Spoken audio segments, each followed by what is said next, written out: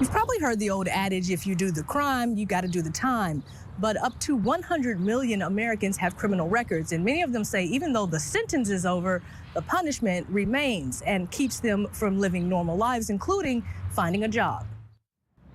Native Washingtonian Eric Weaver knows the city well, the good and the bad. I was raised by my mother, single family. She had me when she was 15, so just growing up in that having and just seeing people that were doing wrong having. At 17, he began his 22 years in prison for his involvement in a homicide during the city's 1980s drug war. After release, Weaver says despite his best efforts at getting back on track, it was sometimes impossible because he couldn't get a job. We come out here with the intentions or the goal to do the right thing. We just want to, get a job and be productive citizens. But it's like so many doors were getting slammed in my face when I first came home. It took a year to find work, a struggle that led him down a different path this time, starting a nonprofit to help people like him. Since his release, some things have changed for returning citizens, and some haven't. Mainly since the pandemic, when a lot of places got closed, we compete with a population of people that have an extensive resume and jobs and experience, so we don't have that. That lack of skills combined with distrust from would-be employers often leave people like Weaver at the bottom of the list of candidates, if they make the list at all.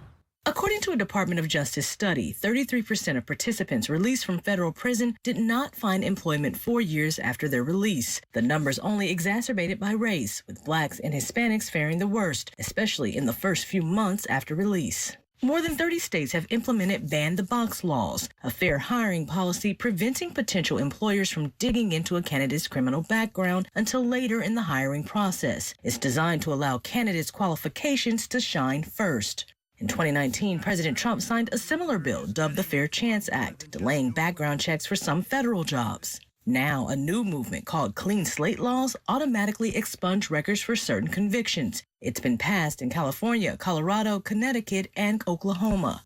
But a job is just one battle. Barriers to things like employment, housing, education, basic things like voting.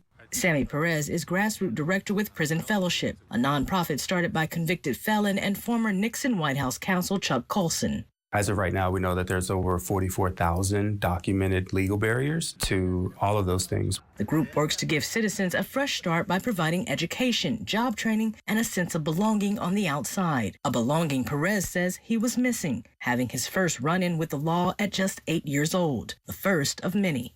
I didn't have a plan, I didn't have my faith, and I didn't have support. So I found myself 6 months later actually arrested again, this time as an adult. At 27 years old, he was released from prison and able to find housing through a local church, a gesture that he says led to employment and eventually college. That healing is important and it needs to take place in order for individuals to be able to flourish and reach their full potential. So, the church and people within the church were instrumental in that for me. That belonging is important, especially in a journey that often requires leaving behind people from the past. One of the things that I really tell people is like we're adults now, and a lot of us went in when we was kids. And so to come out and say I'm going back around the neighborhood to see what's going on and hanging out, that's not grown, that's not adult behavior.